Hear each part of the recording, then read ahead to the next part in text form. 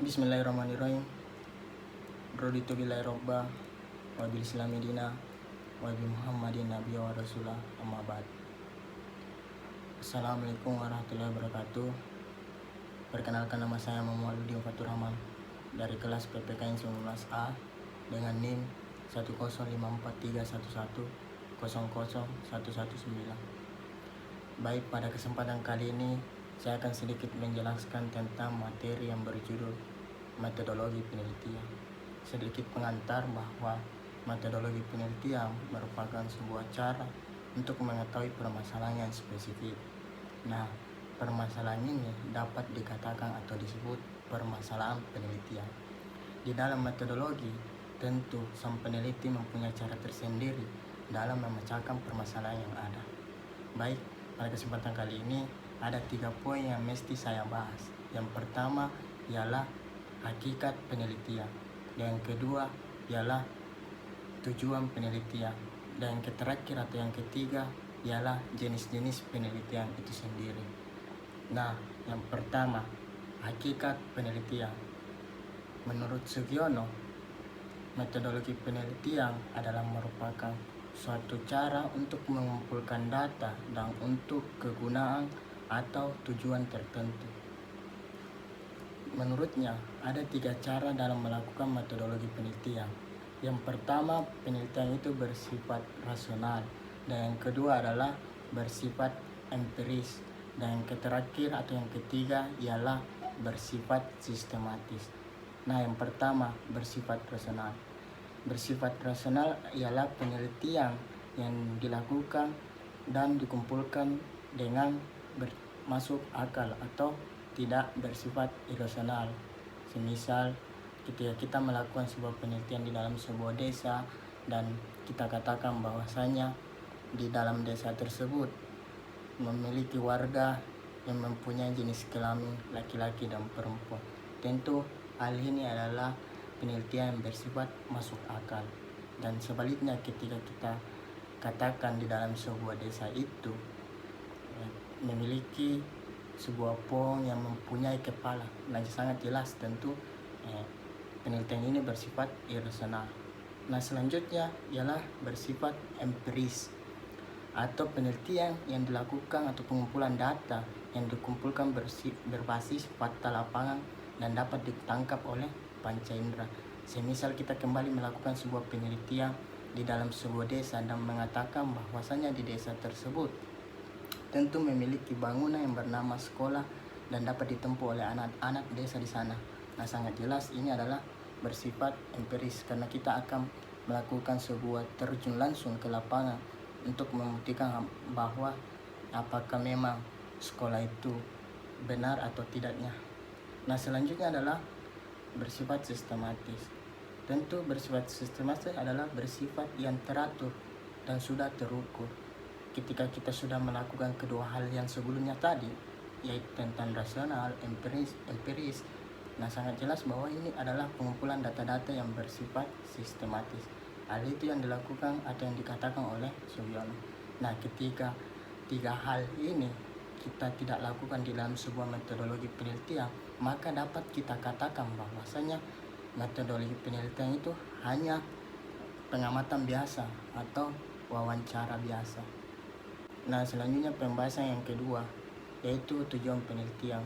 Menurut Sugiono, tujuan penelitian ini terbagi menjadi 3 lagi, yaitu penemuan, pembuktian, dan pengembangan. Yang pertama, penemuan. Tentu, penemuan adalah pengumpulan data yang dilakukan dan berbasis terbaru atau belum dicoba oleh peneliti-peneliti sebelumnya. Semisal kita melakukan pengumpulan data tentang penemuan cara belajar tanpa sekolah yang efektif, sangat jelas bahwa ini adalah hal yang terbaru atau hal yang belum dilakukan oleh peneliti sebelumnya. Selanjutnya ialah pembuktian. Nah, pembuktian ini adalah penelitian yang dilakukan untuk membuktikan hal-hal yang masih bersifat ragu atau abu-abu, sehingga penelitian itu perlu dibuktikan kembali. Semisal kita katakan bahwa di dalam sebuah proses belajar hubungan emosional guru dan siswa itu belum memadai. Hal ini kemudian membuat kita untuk melakukan riset di dalam sekolah tersebut apakah betul benar atau tidaknya. Nah, selanjutnya adalah pengembangan. Nah, pengembangan ini merupakan penelitian yang dilakukan untuk memperoleh pengetahuan yang telah ada sebelumnya. Semisal kita tadi katakan bahwa di dalam sebuah sekolah itu memiliki sebuah pelayanan perpustakaan sekolah. Nah, hal ini kemudian perlu melakukan riset selanjutnya untuk membuktikan bahwa data-data tersebut akan dipastikan benar. Nah, ketika hal ini juga belum tentu menjadi sebuah tujuan penelitian ketika penelitian itu terdapat sebuah antitesis atau penolakan. Semisal kita melakukan sebuah pengumpulan data yang berjudul atau bermakna tentang pendidikan bagi orang miskin, tentu hal ini sangat jelas akan ditolak karena penelitian ini sudah dilakukan oleh peneliti sebelumnya. Nah, selanjutnya kita melangkah ke pembahasan terakhir atau ketiga, yaitu jenis-jenis penelitian. Tentu jenis-jenis penelitian ini terbagi menjadi dua poros, yaitu berdasarkan pada penelitian tujuan pendidikan, terbagi lagi menjadi penelitian dasar, penelitian pengembangan, dan penelitian terapan. Nah, penelitian dasar ini berkaitan dengan penemuan ilmu yang akan diterapkan dalam kehidupan untuk memecahkan masalah-masalah yang bersifat praktis. Tujuan utama penelitian adalah untuk menemukan pengetahuan baru. Semisal contoh bahwa ketika kita kuliah online, ada aplikasi yang dapat memudahkan kita dalam menempuh proses pembelajaran. Itu adalah salah satu contoh penelitian yang bersifat dasar. Nah, selanjutnya adalah penelitian pengembangan. Penelitian pengembangan ini berkaitan tentang bagaimana pengembangan ilmu yang akan diterapkan dalam kehidupan untuk memecahkan masalah-masalah yang bersifat praktis. Tujuan utama penelitian ini adalah untuk mengembangkan produk-produk yang dikembangkan dalam dunia pendidikan atau lebih khususnya dalam pembelajaran. Semisal tadi ketika kita sudah menemukan bahwasanya ada aplikasi yang baru, tentu kita akan mengembangkan aplikasi itu apakah ada lagi yang lebih jauh, lebih baik untuk digunakan dalam proses pembelajaran. Semisal kita menemukan aplikasi Classroom yang sebelumnya kita sudah lakukan dan gunakan aplikasi Zoom dan Google Meet. Hal ini bisa dikatakan dan disebut sebuah penelitian pengembangan. Nah, yang ketiga adalah penelitian terapan. Penelitian terapan ini berkaitan dengan penerapan daripada hasil penemuan dan pengembangan ilmu yang tadi yang diterapkan dalam kehidupan untuk memecahkan masalah-masalah yang bersifat praktis. Tujuan utama penelitian ini ialah untuk memecahkan berbagai permasalahan-permasalahan sosial. Semisal contohnya tadi ketika kita sudah kembangkan aplikasi proses kuliah itu, aplikasi pembelajaran tadi, kita harus menerapkan aplikasi itu dan menggunakannya dalam memecahkan permasalahan perkuliahan. Nah, tentu dari berbagai pendapat dapat ditarik tentang benang merah daripada penelitian pengembangan, hakikatnya bagaimana menjadi jembatan penghubung daripada penelitian dasar dan penelitian terapan. Nah, selain itu, penelitian dapat juga dibagi menjadi penelitian eksperimen, penelitian survei, dan naturalistic research. Nah, yang pertama adalah penelitian eksperimen, merupakan penelitian yang biasa dilakukan dalam laboratorium dalam kondisi yang terkontrol tanpa pengaruh dari luar. Metode penelitian eksperimen ini memiliki tujuan untuk mengetahui efektivitas dari suatu perlakuan terhadap sesuatu itu.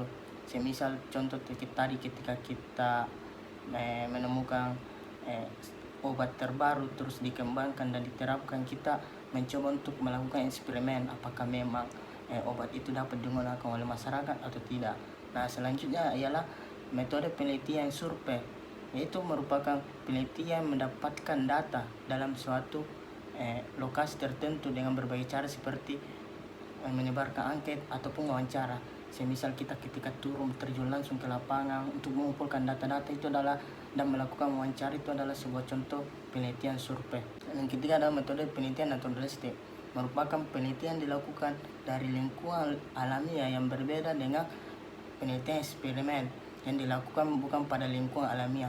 Penelitian ini berdasarkan penelitian subjektif, sumber data dari pandangan subjektif peneliti.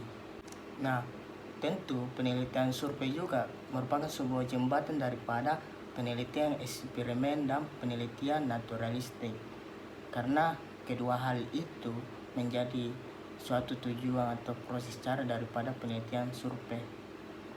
Nah, pemetaan metode penelitian ini dapat dilakukan melalui proses pendekatan metode, yaitu metode kuantitatif dan kualitatif. Nah, penelitian digunakan dengan metode kuantitatif bisa dipakai dengan metode tradisional, karena metode kuantitatif ini sudah lama sekali digunakan dalam sebuah penelitian.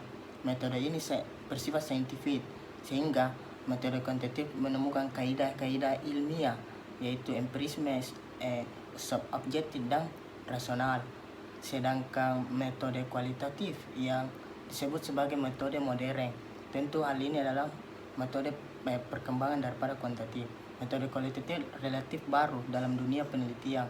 Metode ini adalah metode yang merupakan terpola proposisinya, sehingga metode kualitatif berdasarkan pada filsafat proposistis dan metode introspektif, karena metode kualitatif berdasarkan hasil daripada interpretasi peneliti terhadap data lapangan. Nah, mungkin hanya itu yang bisa saya bahas pada kesempatan kali ini tentang metodologi penelitian. Kurang dan lebihnya mohon dimaafkan. Billahi fisabilillah, pasti bikul khairat. Assalamualaikum warahmatullahi wabarakatuh.